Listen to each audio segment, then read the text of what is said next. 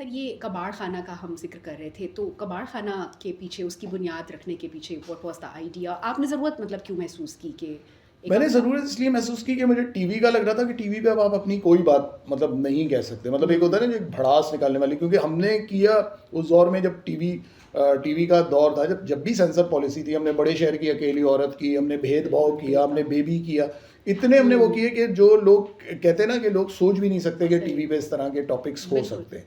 तो वो जो किया था ना वो एक, और फिर लोग भी उस ज़माने में नूरुल हुदा शाह होती जी, थी जी। कंटेंट में, फिर इकबाल अंसारी होते थे बिल्कुल, ये नूरुल हुदा शाह कभी भी मेरे स्क्रिप्ट को नहीं देखती। उनका ये होता था हमेशा, जब हम लोग जाते थे वो कहते नहीं आप लोग जाके शूट पे करें, हमें ट्रस्ट है आप पे। तो वो लोग जो थे ना इस तरह के, सुल्ताना सिद्दीकी ने भी बड़ा हुँ, इनकरेज किया, वो भी हुँ। मैंने उनके इसमें भी बड़े, कुछ मजबूरी थी, डंक, इस तरह के जी, जी, टॉपिक्स किए डंक, हमने कि जो बिल्कुल, आज के राइटर्स सोच भी नहीं सकते कि टीवी पे ये चीज़ें चल सकती हैं। ठीक है। तो तो फिर मुझे अब जाके ये लगा है कि अब ना टीवी इन्होंने बहुत कमर्शियल कर दिया, सही, क्योंकि टीवी अब आ गया है हाथ में मार्केटिंग वालों के। सही मार्केटिंग बात। वाले देखते हैं कि जी इस एक्टर की इतनी फैन फॉलोइंग है, हुँ, इस लड़की के इंस्टा पे इतने फॉलोअर्स हैं। अब ड्रामा इस चीज़ पे वो होने लगा है। सही। अब लेकिन मैं ये कहता हूँ कि यार जब आपके 100 ड्रामे हुँ, इसी तरह के चल रहे हैं, तो यार आपको 2-4 ड्रामे तो आप कम से कम थोड़े वो कर लें। ठीक, तो जो अभी चले जो होता है, मैं कहता हूँ इस दौर में अगर कोई कर रहा है, जैसे मुस्तफ़ा अफरीदी कर रहे जी, हैं, जी। बीगुल कर रहे हैं, मैं कहता हूँ बड़ी बात है इन लोगों की, हुँ, और मुस्तफ़ा तो मुस्तकिल कर रहे हैं, बिल्कुल। एक के बाद एक। तो ये मैं कहता हूँ क्रेडिट सलूट है उनको ना कि वो बिल्कुल सही। कर रहे हैं। कंसिस्टेंसी भी हाँ, है और हिम्मत, कंसिस्टेंसी के साथ हिम्मत भी हाँ। चाहिए कि आप अगर आपको लगता भी है कि शायद वो कमर्शियली लेकिन मैं शायद आपको हिट बताऊँ ना जाए। राइटर्स बहुत जी, उकता गए हैं, क्योंकि जो क्रिएटिव राइटर है जैसे जी। बीगुल है, इनसे आमना मुफ्ती, इन लोगों से मेरी हुँ, बात होती है, सब लोग परेशान हैं, क्योंकि वो सबको अगर कोई ऑप्शन मिल जाए ना सब जी, ये जी, छोड़ दें, क्योंकि बात ये है कि हमारा ब्रेड एंड बटर यही है, हम इसी पे कर रहे हैं। ठीक है कि पैसे अच्छे मिलते हैं, मैं ये नहीं जी, कहूँगा कि अगर जैसे हमारे इधर राइटर्स बाज कहते हैं ना कि नहीं बच्चों को, जो नए बच्चे होते हैं जी, उनको कहते हैं नहीं करें, कुछ नहीं है इसमें। पैसा बहुत अच्छा है, टीवी अब बहुत सही, अच्छा पैसा दे रहा है आपको, मतलब ठीक। आपकी लाइफ स्टाइल, आपकी हर चीज़ जो है हुँ, वो हो सकती है। लेकिन ये कि अब जो लोग बैठ गए हैं हुँ, कंटेंट में, जो लोग आके बैठ गए, मतलब ये कि पहले जो लोग होते थे उनका ये था कि वो लिटरेचर पढ़ते थे, करते थे। अब बिल्कुल सही। उनकी जो जो कंटेंट पे लड़के लड़कियां बैठे हैं, जी, उनकी जी। सिर्फ बॉलीवुड मूवीज तक ही रसाई है। वो घूम फिर के वो कोई, हुँ। मतलब आपकी कोई ओरिजिनल स्क्रिप्ट होता है ना, उसमें भी वो चाहते हैं कि जी उसको भी वैसा ही बना दें जैसा ये बनाना चाहते हैं। तो ये बिल्कुल चीज़ें सही, बड़ी, जिसे कहना चाहिए, बड़ी मायूस करती हैं आपको बिल्कुल बहुत सही। ज़्यादा। सर ये ओरिजिनैलिटी का आपने यहाँ पर तज़किरा किया। मैं ओरिजिनैलिटी के हवाले से बिल्कुल बात करना चाह रही थी, क्योंकि अ, हमने आपके जो भी काम देखा है उसके अंदर आपको पंच लाइन्स मिलती हैं, आपको उसके अंदर जो है वो इस तरह का कोई जुमला आपके कान में पड़ जाता है जिससे आपको अंदाज़ा होता है कि राइटर जो है वो बहुत अपने हालात वाक़यात से जो है ना वो बहुत आगाह है और बहुत वाकफ़ियत रखता है कि क्या ट्रेंड्स चल रहे हैं। अभी जैसे किटी पार्टी ही के अंदर ग़ालिबन आपने एक वो जुमला लिखा कि मारिया बी की फ़लस्तीन रियली। वाली रैली, उसका ज़िक्र किया। अच्छा, फिर वो इसी तरह से चिंटू की मम्मी में वो एक बड़ा दिलचस्प सीन था कि जिसमें शायद वो मौलाना साहब का जो हाँ, किरदार है वो रुमाल निकाल कर आंसू पोंछने के लिए उस खातून को देते हैं, और वो साथ ज़िक्र भी करते हैं कि बड़ा महंगा है क्योंकि मैंने ये MTJ से ख़रीदा है, उसके आउटलेट से जो हाँ। है। तो तो मतलब ये है कि सर ये जो अब मैं आपके क्राफ्ट की तरफ बात करना चाह रही थी कि ये जो ओरिजिनलिटी का आप जिक्र कर रहे हैं, एक राइटर के लिए चले ये तो हमें पता लग गया कि अपने माहौल से आगाह रहना बहुत ज़रूरी है, उसकी ऑब्जर्वेशन अच्छी होनी ज़ाहिर है कि बहुत एक लाजमी शर्त है। अदर देन दिस, आपके हिसाब से कैसे एक लिखारी अपना क्राफ्ट जो है उसको मजबूत कर सकता है? देखिए, मुझे ऐसा लगता है कि हमारे अब हम मतलब ये देखिए ना, अब जो मुकाबला है वो बड़ा सख्त है। पहले तो ये वही हम कह रहे हैं कि हमारा टीवी होता था, या कभी इंडिया से आ जाते तो हुँ, इंडिया वाले तो हमसे भी बदतर थे।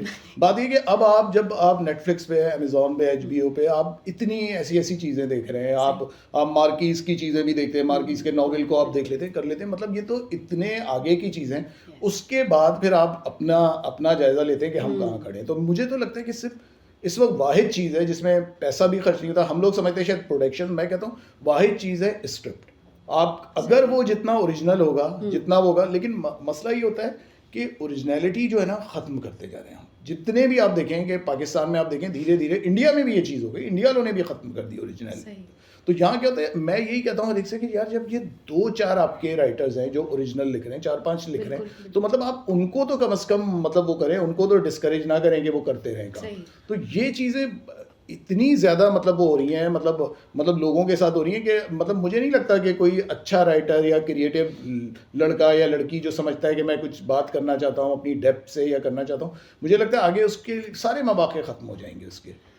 सर ये बात बिल्कुल दुरुस्त है, और यही चीज़ कि आप कैसे ओरिजिनलिटी का मतलब जो एक बहरान सॉर्ट ऑफ आप कह रहे हैं कि जैसे पैदा हो गया है, और हम जो है वो चरबे वाली एक गेम है जो चल रही है। और आपने अपने इंटरव्यू में जो मैंने देखा एक उसमें आपने एक बात की कि जैसे आप कह रहे थे कि मैं किसी मूवी या किसी फिल्म वगैरह का मैं रीमेक जो है वो नहीं कर सकता। आप अपने काम का तो कर सकते हैं, लेकिन जाहिर है कि वो उसके आपको ये महसूस होता है कि आप जो है वो अपने साथ ही इंसाफ नहीं कर रहे। तो इसका मतलब ये कि सर एक राइटर जो है, एक लिखारी जो है, वो जहाँ उसको ऑडियंस के जो तकाजे हैं कहीं ना कहीं उनका ख्याल रखना है, और उनकी डिमांड को भी शायद वो देखता है, लेकिन दूसरी तरफ उसको जाहिर है कि अपने साथ भी जस्टिस करना है और अपने साथ भी उसको फेथफुल रहना है। अब यहाँ पर एक सवाल ये पैदा होता है कि हम अक्सर ये सुनते आए हैं कि जैसे ये एक शायद क्लीशे है, आप लोगों ने भी ये जुमला सुन रखा होगा कि पीटीवी का दौर ऐसा था कि जिसमें हमारे ज़ौक़ की आबियारी हुई, हमारा टेस्ट डेवलप हुआ, जो कि हुआ दुरुस्त है। लेकिन सर अब मैं आपसे ये जानना चाहूँगी कि क्या एक लिखारी को लिखते हुए ये जहन में रखना है कि मैंने ही टेस्ट की आबियारी करनी है, क्योंकि देखिए आपकी अपनी, मैं अगर कुछ राइटिंग्स की बात करूँ तो वो ज़ाहिर है कि जैसे वो बहुत बोल्ड और कंट्रोवर्शियल टॉपिक्स हैं, और उसमें ज़बान का जो इस्तेमाल है वो ज़ाहिर है कि हम रोज़मर्रा तो वो इस्तेमाल नहीं कर सकते। लेकिन अगर आप वैसा ना लिखें तो इसका मतलब है कि आप एक सेंसरशिप जो है वो अपने ऊपर इम्पोज कर रहे हैं। तो इस डायलमा को आप कैसे देखते हैं, इसमें क्या किया जाए? देखिए, मैं अपनी बात नहीं करूंगा क्योंकि ये तो बहुत ही लगेगा सेल्फ ऑब्सेशन है, लेकिन मैं दूसरे राइटर, जैसे मैं बीगुल की आपको मिसाल देता हूँ। बीगुल ने सीरियल्स लिखे, उन्होंने पहचान लिखा, फिर उन्होंने तलखियाँ किया एक्सप्रेस से। तो मुस्तफ़ा अफरीदी जैसे उनका भी तन मन नीलो नील, उन्होंने बड़ा एक सेंसिटिव सा उसमें इशू उठाया। तो बात ये होती है कि देखें, ये हम किसी लिखने वाला जो होता है ना, मतलब वो जब लिख रहा होता है, मुझे लगता है उसके जहन में ये बातें नहीं डालनी चाहिए आपको कि ये कमर्शियली के इस चीज़ से आपके इतने व्यूज़ बढ़ेंगे, क्योंकि कमर्शियलिज्म के चक्कर में ना आपने ड्रामे को ख़राब कर दिया है।